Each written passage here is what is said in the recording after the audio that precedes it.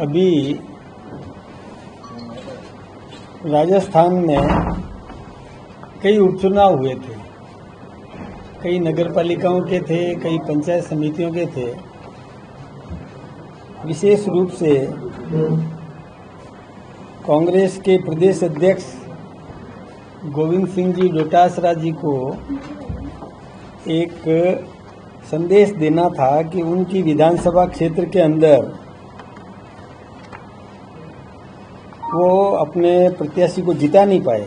हमारी भारतीय जनता पार्टी का प्रत्याशी वहां जीत गया।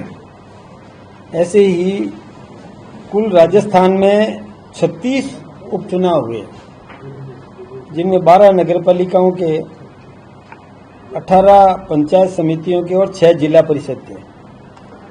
उसमें से 28 पर भारतीय जनता पार्टी ने जीत दर्ज की है, 4 पर कांग्रेस और 1 पर बीएपी और 1 बीएपी समर्थित और बाकी निर्दलीय। ऐसे करके और भारतीय जनता पार्टी के पक्ष में जो राजस्थान की सरकार ने जो विकास के काम किए उस पर मोहर लगाने का काम जनता ने किया है। विशेष रूप से ऐसी सीटें जिसमें अलवर, ये अजमेर शहर के भी सीटें हैं, कई डूंगरपुर, बांसवाड़ा, बालोतरा, बाड़मेर, चित्तौड़, जयपुर के भी कुछ सीटें हैं। सभी क्षेत्रों में कोई एक विशेष की बात नहीं है, सभी क्षेत्रों में झुंझुनू, करौली, राजसमंद, सिरोही, और सिरोही की तो एक जिला परिषद की सीट 4167 वोटों से बीजेपी ने जीती है। यानी सभी सीटें हमने बहुत अच्छे मार्जिन से जीत दर्ज की है। कई लोग हमारी पार्टी का विरोध करते हैं, जिनके खुद के घर उनसे संभलते नहीं और दूसरे के घरों पर पत्थर फेंकने का काम करते हैं, उनको अपना घर संभालना चाहिए। इसलिए ये तोहफा हम आज कांग्रेस के प्रदेश अध्यक्ष को इसी आपके माध्यम से भी दिलाना चाहता हूँ। वास्तव में वो यदि अपना घर संभालती तो ज़्यादा ठीक होता। केवल दूसरों पर आक्षेप लगाना ठीक नहीं है। हमारी कानून व्यवस्था एकदम चाक चौबंद है। हमने विकास के काम किए, वो धरातल पर उतरने लगे हैं। जो विकास के काम किए, चाहे सड़कों का मामला हो, पेयजल की व्यवस्था सुधारने का हो, बिजली की व्यवस्था सुधारने का हो, हमने किसानों को सम्मान दिलाने के दृष्टि से सम्मान निधि देने का काम किया हो, एमएसपी बढ़ाने का काम किया हो, इसके साथ ही चाहे कई प्रकार के जनता की मांगों को हमने व्यवस्थित रूप से सुधारने का काम किया हो। उन्होंने कई षड्यंत्र भी किए थे। कल भी एक अव्यवस्था उत्पन्न करने का उन्होंने प्रयास किया था।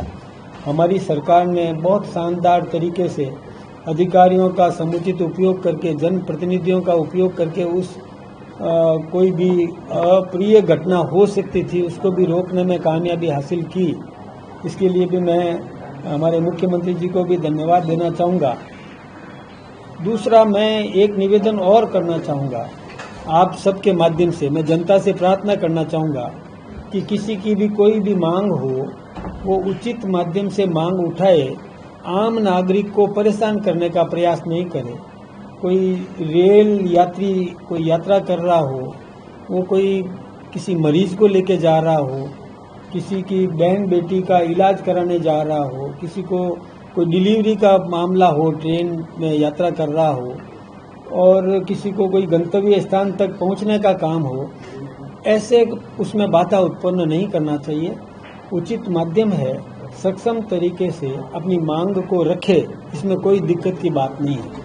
मैं दूसरी बात और भी निवेदन करना चाहूँगा कि कल की जो अप्रिय घटना हो सकती थी उसमें कांग्रेस के नेता,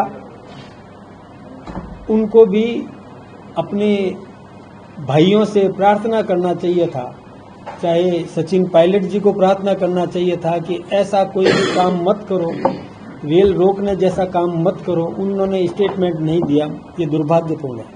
ऐसे ही 3 दिन पहले पायलट जी और अशोक गहलोत जी मिले थे, पता नहीं क्या उनकी रणनीति तय हुई, उसी का परिणाम यदि ऐसा है तो ठीक बात नहीं है।